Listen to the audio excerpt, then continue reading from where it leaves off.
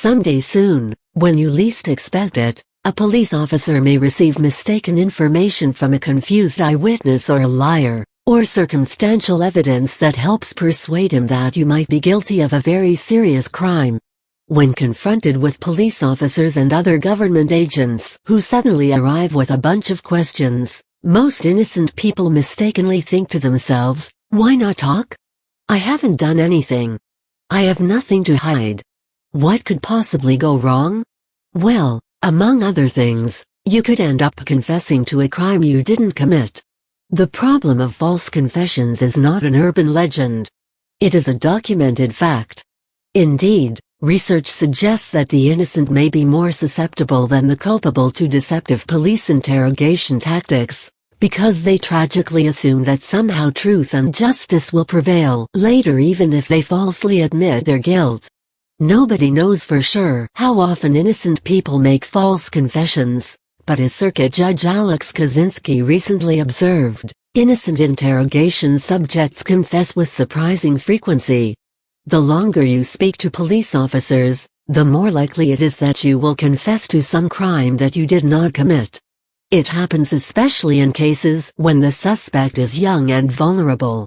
An analysis of 125 proven false confessions found that 33% of the suspects were juveniles at the time of arrest, and at least 43% were either mentally disabled or ill.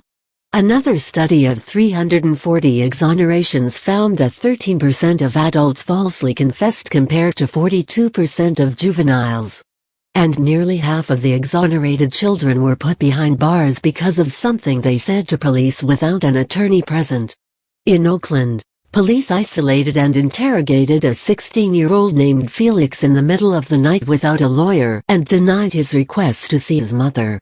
Eventually he gave them a detailed, videotaped confession to a murder, allegedly filled with numerous specifics only the real killer would have known.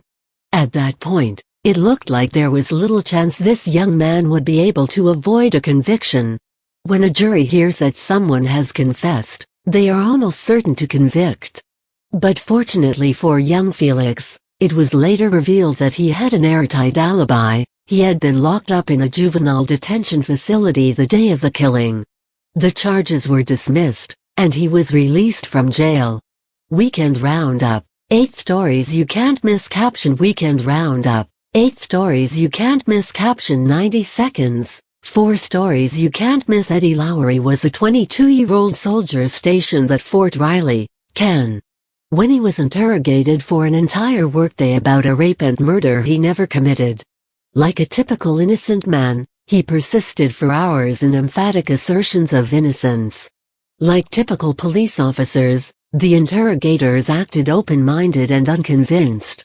Perhaps he foolishly hoped he might persuade them of his innocence if he repeated his story over and over again at greater and greater length. After the day-long interrogation, he was worn out and gave them a detailed confession. He served more than 20 years in prison until he was recently released, after evidence proved that he was actually innocent. So why in the world did Lowry confess to such a terrible crime, when we now know that he was innocent all along? He explained the mindset of someone who has been broken down by 7 hours of relentless interrogation. I didn't know any way out of that, except to tell them what they wanted to hear, and then get a lawyer to prove my innocence. You've never been in a situation so intense, and you're naive about your rights. You don't know what someone will say to get out of that situation.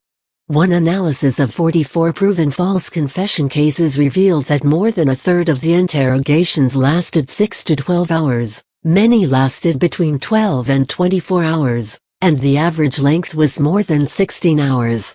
The longer you speak to police officers, the more likely it is that you will confess to some crime that you did not commit. Isn't that enough of a reason to avoid speaking to them? Don't talk to the police, except to tell them, respectfully, that you will not answer any questions and that you would like a lawyer. James Duane is a professor at Regent Law School in Virginia Beach, Virginia. This essay is adapted from his book You Have the Right to Remain Innocent, forthcoming from Little in September.